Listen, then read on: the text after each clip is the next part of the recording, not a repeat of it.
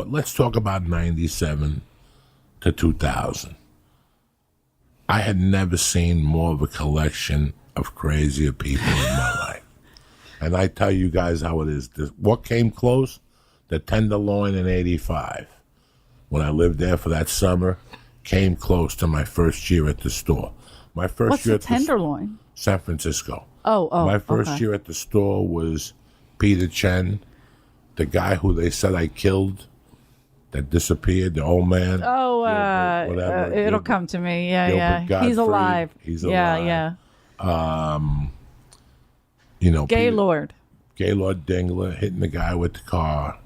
And then there's a situation of women that went up there on Sunday nights. Now, again, I am not downplaying what I said on with Rogan. I'm not downplaying it. I just want to give you guys a back pedal. Okay? Nobody lied. Nobody exaggerated. It was just told in a quick way. And this is my witness right here. We just spoke about the original room for the last 30 minutes. I never even did sex in the belly room. Nobody That's does. just to show you. I mean, I do. I love it. But at that time, it was weird. It was weird. Adam Barnhart has a great Sunday show nights, on Sunday nights. And that's it. Nobody else had a show up there. And it was Rachel Lovey. She used to have 3 shows, but it was more, again, geared toward women. Like Rachel had great Marilyn did it. This Everybody. is just to prove to you people that when you tell a story, you get caught up in the story. Sure. Skippy Love. There were different women that went up there on Sundays. We could mention names. I remember one in particular that had a pink convertible Mercedes. Do not say her name. I'm never going to say her name, but I know exactly who you're talking about. But the guy, the old man she was living with was like 70. Something like that. And he would buy everything, her promo packages, dresses.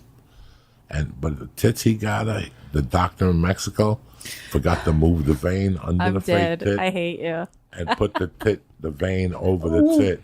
And it looked so bad. But there was, ladies and gentlemen, and I have 2 daughters, I have 10 nieces, and I have 200 women that I'm dear friend with. And I'm looking at you in the eye, and I'm telling you to correct me if I'm lying to you. There was 6 or 7 women in those days that didn't want to do Whitney's work. They didn't want to do the work. They didn't want to put the Eleanor legwork in. They didn't want to put the legwork in. And they'd taunt you, and they'd say things to you, and they'd start with guilt. Were looking for shortcuts. They'd start with guilt. Yeah. Well, you have this, and I don't have this, and you're so lucky, and why can't you put me up in front of Mitzi, and blah, blah, blah, blah. And it never, for me, it never understood. Nobody ever came out beside that girl and said, how about I trade your blowjob for stage time? And it was the weirdest thing because I had had a sexual relationship with her before. I had met her a year earlier, and we would hook up once a month on a weird situation. Once we actually hooked up in an apartment. Yeah. She came over and she goes... But she partied, too. Yeah, she goes, I'm just making sure I got the same person. I got 8 packages. Yeah. Okay. And she goes, I want to... And I'm not hating her for any of this, by the way. No, neither am I. Yeah. I love her with all my heart. Like, we joke about these girls make comedy better for a lot of people. Yeah, so she said, I got these for 8 packages. I bought them from... And I want to do them. And I said, I have an 11:45 spot. And she goes, no, but I have to go now. It's a Friday night. And I'm like, oof. That spot could wait. I'm a little burnt out on stand-up. I was opening up for Paul Rodriguez on Saturday and Sunday in Fresno and Bakersfield with Bob Baker? No. Bakersfield? No. The guy that ran Houston at the time was doing independent concerts. Oh. And I said, I never forget looking at her in the eye and going, I got an 11:45 spot. If I go home with you, I just want you to know we ain't fucking around. I'm going to put you to work. And she goes, what does that mean? And I go, we're going to do coke. So obviously somewhere along the night, we're going to want to fuck. It's going to get out of control. It's going to get wild. And she's like, well, okay, fine. She goes, I just don't give good enough head. And I'm like already, I'm like, that's hysterical. She goes, you have to teach me how to give head. Okay. And I went over there. And all right. and she was a professional. You know what I'm saying? And we spent that night together. Then there was a couple nights at the store. Okay. And then she was frustrated. And I get it. She was frustrated. She was frustrated, not with me, because she was getting beat up everywhere. At that time, she was getting beat up at the Improv. She was getting beat up at open mics. But you talk about clicky. It was Comedy's very clicky. It was very clicky. very and it's clicky. hard to get in clicks. It's still clicky. And she came to the store one night distraught. And I'm like, I got 2 lines of coke in me. I already went up on stage. You know, you came at the perfect time. What's going on? And she's like, it's not going to happen again between us. I have a boyfriend. And then she started saying that we don't even have sex. We lay next to each other, and my positive vibes go into his positive vibes, and we don't need to have sex. It's so yesterday. Oh. This is a new way of doing sex, and I have the best spoken word in the bedroom. I have the best orgasms in my life. And I'm listening to this shit going, all right, listen, what's the problem? And she's like, I just want somebody to see me. And I'm like, who would you want to see you? And she's like, I don't know, a management team. There used to be a payphone next to the woman's bathroom in the hallway when you walk down the stairs at the thing. And I remember looking at her going, so who do you want me to call? I don't know. It's 10:30 at night. Who would you want me to call? And she's like, I don't know. Who's the best manager? And I go, 3 yards. And I went into my pocket. I got a quarter, and I put it in the payphone. And you could see me hanging up. And I just dialed 7 numbers. I'm like, 3 yards, give me such and such. And it's at night. And it's at night. And she's looking at me like, she didn't see me hang up the phone. I'm saying everybody do better, okay? So everybody. I go to her, I go, listen, I'm standing here with whatever her name is. She wants you to see her. When's the next time you're doing a showcase? Tuesday at the store. I go, you available Tuesday at the store? Not by now. Any smart girl would say, give me the phone. Fuck you. Let me talk to somebody. No. She's like, why can't do Tuesday at 8 here? And I go, Tuesday at 8, be at the store. Bitch, you could do every day at 8. And I just hung up the phone, took the quarter out from the bottom. I thought we all seen this. And next thing you know, we're in the belly room bathroom upstairs. Which is a hot spot. And I remember we had like sex and she had like dirty fingernails. And I'm like, I'm going to go home and take a good shower. I didn't even have a good house at that time. I lived in a fucking car. So that's the unrated, that's the under-embellished. That's the under-embellished, unrated. Got I had sexual relations with her. Yeah, how many times? Maybe 20. How many other women that I did this to? None of them. But I will remember there was a meek Japanese girl that came in for a while. Meek. They usually are, the Japanese. God bless them. But she just got out of a war. Like in her world, she had the straw hat with the cup of rice, and she was coming to the store, and she had grown up being a fan of Tamayo Atsuko. Tamayo Atsuki. So she's like, I want to be Tamayo. I want to be Tamayo. You know, tell me. And I was kind of nice to her. Oh, my God. I was very nice to her. Yeah. This is the shit that you don't tell people, that people need to know. Yeah. I was very kind to her. And after about 3 weeks, her dress started getting more and more Japanesey, which means they started wearing less and less clothes. She started wearing monster boots with hot pants. Oh, less Japanese. I got it. No okay, bra, yeah. I see. T-shirt, little bite-sized titties sticking out. And I'm seeing this shit. Trial size. Just to let you know that, you know, there's a good side and a bad side to Joey Diaz. This is one girl that actually pretty much came to me in Japanese and said to me, in other words, you know, I do, you know, whatever stage time. And I'm like, oh, here we go. And, I said, you know what? Tonight I'm full. Like, I'm okay tonight. Like, I'm coked up. It's not going to work tonight. And I'll never forget, though, like a month later, they were running a train behind the stage and the bar by her at like 11 o'clock. And the male bartender was like, what am I going to do? She went back there with both of them for stage time. You know, I saw situations like that. There was a girl that would come down every Sunday with a wig on. One of the prettiest girls you've ever seen in your life. And I caught on to her after like a month. I go, weren't you a redhead a month ago? Yeah, well, I just like to switch wigs. Then I would stand in the front. Remember, I was a doorman. So I would stand in the front sometimes. And she always got out of black cars. Those in fucking 1998. Those black cars were expensive. Yeah. That was a big deal. If somebody pulls up in a limo now, you laugh at them. You're like, yeah, whatever. But no, not the limos, but just But I know what you mean, like the town cars. Yeah, the sedans. And one night I asked her, I go, what are you doing? She goes, you wouldn't understand. And I remember her like pulling me aside going, I really want to be a stand-up comedy, but nobody will help me. Listen, when you tell a seasoned comedian, and again, if you want to write for Rolling Stone or whatever you want to take with this podcast, remember one thing.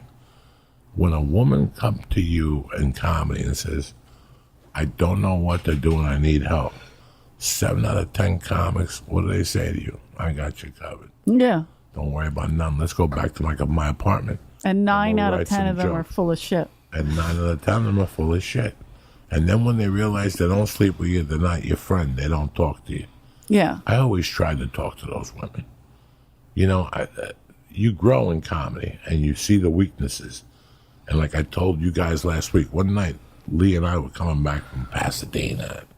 And we started talking about my tribble shit. Oh, the triple runs. I've never done that. What I saw on the triple runs. People, crazy stories, yeah. And I remember that I got out of the car with him and my body was shivering. Because it was just crazy. Like the shit that, you know, fingering this one. There was a fucking Air Force base. But it's like, whatever.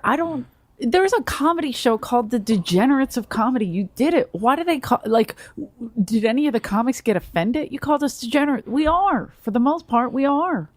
We're fucking animals on the road. I mean, I can't say that about women all the time because, like, we're on the road a little bit more nervous than a male comic. Of course, 10 times over. And it's still a bar. It's a bar. It's a nightclub. That's all it is. They're partying. It still doesn't matter. It doesn't excuse what I did next week. And it's not going to excuse what's about to happen in the next couple of weeks. Because they made a lot of calls. And you know what? I didn't get one fucking call. You know why? No. Because I wouldn't push a negative narrative. No. And that's what they want. They want anything negative. They want anything negative. You know, I wish people address it, you know, in the right way. I haven't remembered, you know, I had to look back and go, well, I think of a couple situations, one which I spoke of the podcast. I'm not going to tell the name to give you ammunition. I spoke of a person I had a problem with when I first met her. We were doing a couple lines of coke, and I told her she had nice titties. And she played it off like, you know, nobody's ever told me this before. You're a pig, really? Well, I love shock. I love shock. This is what I know about you. Yeah. And then a couple of weeks later, I go to a party, and I see her with somebody, and it's like, you were trying to play fucking Virgin Mary, and you got busted. I'm not afraid, you know. But that's just what I'm saying. Like, everybody right now feels like they're all in shock. Like, oh my God, this happens at nightclubs? Oh my God, what does? Comics talk dirty? Comics embellish? Fuck you. Emails that would make you fucking... I will be... Listen, I will be... Not one person has called me about anything from the Comedy Store, and I've been there from... They're not calling anybody who matters. Well, but here's the thing. I've been there from... I don't have any credits like that. Everybody who... I mean, I've heard in these articles and these interviews that Adam's name has come up. And I don't know why. This is crazy. Adam Engel's name has come up, who's the sweetest guy in the world. Adam? Our Adam. What did you call him? Adam Engel. I don't fucking know. Adam Eget. Eget, whatever. eBay. Just call him eBay. I don't know how many people's names have come up that I've said, what are you talking about? Why is his name? Because if here's the thing. Like back in the day, girls would come up to me and be like, how do I get spots? How do I get spots? How do I get a showcase? How do I get whatever it was? Like whether they were passed and not getting spots or whether they were trying to get passed, right? Because both happen. When you can get passed, like Mitzi said, she would be like, ugh, fuck, I made a mistake on that after I saw him. And she'd stop giving them spots. One guy got really pissed off and went to Mitzi and was like, why am I not getting spots? And she goes, okay, I'll have you re-showcase. And then she unpassed that motherfucker for making her sit through that. And it was the only person I ever saw her do that to, but it made me laugh. So I would immediately tell people, don't talk to Mitzi if you've been passed. Here's little tricks you can do. Like, and it was something as simple as send Scott some tequila or wine. Yeah. I would tell people all the time, send cigarette, whatever it was that the talent coordinator could casually bring your name up in front of Mitzi and spark her memory, whether it's good or bad, it'll work. And it did. So then people would say, how can I get spots? Should I fuck this guy? This guy told me if I blow him that he'll help me. And I go, who would help you if you blow? No, he's going to come and forget you. And I go, if you want to know who to fuck to get into the club, if it's not Mitzi Shore, you're doing it wrong, because she's the only one that can put you on stage. Up until she got real sick and Tommy started. There was one time when me and Corey, 1 week where Mitzi was real sick in the late 90s. And she went to get stem cell injections. I think Bob Wheeler took her. And she was, it was her first like bout with this bullshit, her sickness. And so she asked us to do the lineup. And Corey and I were devastated, nervous wreck. We didn't want to hurt anybody's feelings. We love everybody. So we copied Mitzi's format. That was 1 week. We still weren't in charge of anything, really. We just copied Mitzi's format. And then we joke about this all the time, or at least Rick and I do on the Comedy Store podcast, how when she came back and started doing it, she literally would just go to A's. So it would be like Aaron Cater, Ahmed, like whoever was fucking A's got on the lineup. Because she was her health was declining. So then Duncan left, Tommy got in there. And then once he saw that she was really, really declining and he started doing the lineup, he would then, unfortunately, fuck with people. And, if you do this, he had his own narrative. And his favorites were Whitney and Crystalia. And Mitzi didn't pass them. Tommy did, technically. Like, whatever. And because he saw these are going to be the future or whatever. He saw something in them. And he was passionate. And he was a dick to a lot of people. He was. But he was the talent coordinator. And technically, she gave him the reins to do that. And the only other person that had that was Adam, because he was thrown into it. But Adam showcases people. He doesn't give sexual fucking favors for getting stage time. And he doesn't not give you stage time if you didn't give him or don't like him. Because I've had people come up to me and be like, he doesn't like me. He doesn't like your stand-up. You're taking it personal. Like he asked you out and you said no, and now you think that's why you're not getting say you're not funny. You need to fucking reevaluate. Or you could be funny, but just maybe he doesn't think you're funny enough for the lineups he's putting together. And if you're fucking hurt by that, fuck you. I'm sorry. Would you go to every casting director and be like, how did I not get in this movie? I'm perfect for it. And then just be like, well, it's because I was supposed to go out with him or I was supposed to go out with her and now they're holding a grudge. Well, that's not how it works. I don't know. I'm rattling, but I'm pissed. That's why. No, you're absolutely right. Because I'm pissed. It's you're changing the narrative. First of all, what is going on with Crystalia? I'm thrilled these girls spoke up, right? And if he did something bad, that will fucking come out. It will happen. You will get your justice, but don't change it and take away from something that needs to be dealt with for real because you didn't get fucking spots at the Comedy Store. Stop it. And not one person has come to me and said, no, that's not true because you know that. Because I know the real truth. I watched it. Even with Adam, I've been doing stand-up for 13 years. Adam took over probably 6 years ago, 7 years ago, 6-ish, 7. Yeah. So, and he was thrown into it reluctantly. He did not want to do this. He did not want that job. Nobody wants that fucking job. Nobody wants the job of telling you're good enough to get on this lineup or you're not, man or woman. And the other thing is with the women, they're trying to fucking, men and women are all the same, where there is no gender. But then when there's a fucking problem, all of a sudden there's a gender, right? All of a sudden these are males are monsters and they're trying to hurt women. And not all males are assholes. I have 6 brothers. I would say some of them are assholes. Some of them aren't, whatever. I'm We've all had our moments. I'm flipping out because I just don't know what. I'm just happy that you were there in 97 to 2000. You witnessed me at my lowest points on drugs. Yeah, and to say I fucked my way in, I've heard that one too because I slept with Dice. That's my second ex-fiance. Yeah. I wasn't even doing stand-up when I was with Dice. And when I started doing stand-up, respectfully, because he was the higher up technically, not because he's male, just because he's fucking Andrew Dice Clay, and he started at the Comedy Store. So when I started doing it, I called him and I called Mitzi, because I have respect for them and I didn't want them to think, oh, I'm fucking crazy. I'm going to go there because I'm Dice's ex and I'm going to fuck with him and stay at the store. Or, I'm an ex-waitress and I want to fucking piss off Mitzi by doing stand-up. I didn't do it for the wrong reasons. I called them to say, hey, I'm going to try this. Is this okay if I come to the store? I asked permission and Mitzi let me. She told me to do the belly room.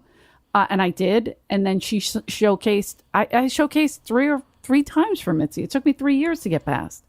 And I was her personal assistant. I did everything. I went out of the country with Mitzi. Like, we were tight. So, and then with Andrew, he took me on the road and I got booed off the stage and he put me in the fucking back burner for a year. And then I had a re-showcase for him.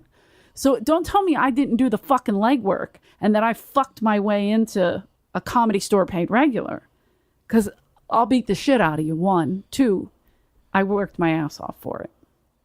Everything I got. And there's a lot of women that they talk like that about. And one of them is Whitney Cummings somebody said it to me and I thought, fuck you, man. We were in the same shows. She said something to me. Worked I wake up and I say, what would Whitney do? That's how I fucking think, whether you like her stand up or not. Do I think Whitney's the funniest person on the planet? No, but I think she's fucking brilliant. She puts her time in. And she puts her fucking time in and busts her goddamn ass. She was sleeping with regular fucking guys like the rest of us. Nobody special. I can think of 3 different guys that she was dating. They were regular fucking guys. They didn't have any power. She was just smarter than you and you don't fucking like it. She said something to me that made sense for you, Eliza too. Wong. Eliza's fucking great. Ali Wong. She said, Leslie Jones. Who the fuck did Leslie fuck? Jones. Leslie's phenomenal. She said, when you come to this town and you go to the Comedy Store, you have 2 decisions. Mm-hmm. You can either suck dick or put your ponytail into the hat and become one of the guys. Yeah. And you've done that. You're one of the guys. I've tucked my dick. You know why? Because you had 9 brothers. And you know exactly how they talk. They scratch their balls. Sure. They sniff their fingers. They're monsters. Disgusting. But I love them. They would tell you right in front of them how they fucked the neighbor in the ass in the bathroom. Yeah. She was half retarded. Fuck if I said yeah.